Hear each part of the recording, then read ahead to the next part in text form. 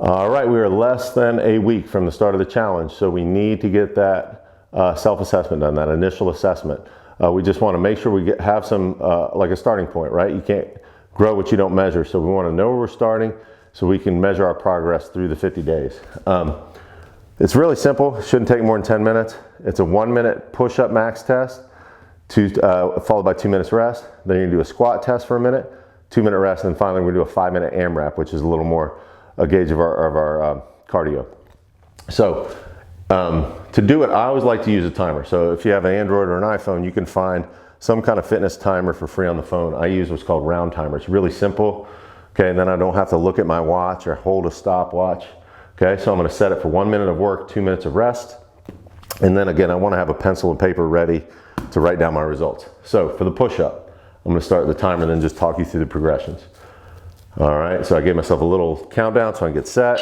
There you go, I would start my minute. So for the push-up, if you have to, you start at the easiest one, right? Which would be on the wall. You're gonna count your reps.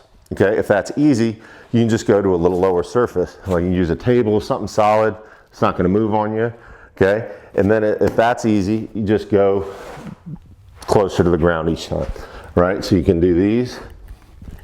And then finally, if you wanna do your push-up test on the ground, you can go on the knees. If we're doing it, you want to weight your hands and engage your core. You don't want to keep your butt back like this and go here, right? We want the weight into the hands. Okay, and then finally, a traditional push-up, right? So everything we're doing, form over speed, and make sure we're going like apples to apples, right? Don't do the first assessment one way and the second assessment like at a different speed, different form, okay? We just want to gauge our improvement, okay? So at the end of my push-ups, which would be 3, 2, 1. Okay, I'd write down my result, take my 2-minute rest, go to my squats. Okay, and in the minute, you don't have to go continuously, right? That could be hard. To do a minute straight of push-ups would be hard.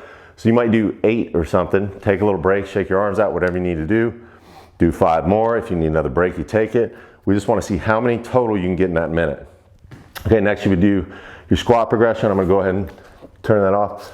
So I'll go through the progression, right? You want to do the hardest version of the squat you can, okay? If you got to start assisted, that's fine. You got to have a good anchor point. You go assisted squats. We want to get to parallel and all the way up. Okay, so never work through a half range of motion. We want to go all the way down, all the way up. Okay, if that's easy, you would progress to just a bodyweight squat. I like to use like a depth finder so I'm not cheating myself. I don't want to do like a 3/4 squat. I want to get to parallel and up, okay? If that's easy, your final progression you could do for the test is a squat jump, right? A little more dynamic, a little harder. So if you're at a pretty high fitness level, you could do that for your assessment. Okay, you do your 1 minute, you get your 2-minute rest. Finally, we go to our AMRAP. Okay, so that's 5 minutes. We're gonna set our timer. This is definitely one you're gonna need a break throughout the 5 minutes more than likely.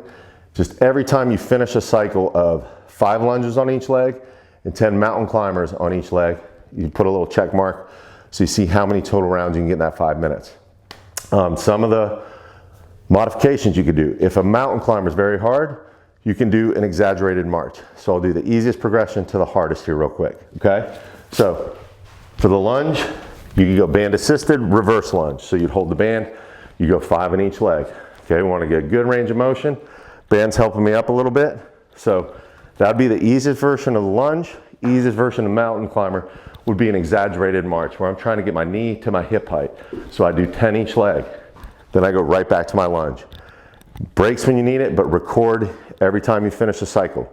Okay, if that's too easy for you, you can go to a reverse lunge with no assistance. Okay, then a mountain climber, you could do it hands elevated, and it's a little more dynamic, a little faster, 10 each leg.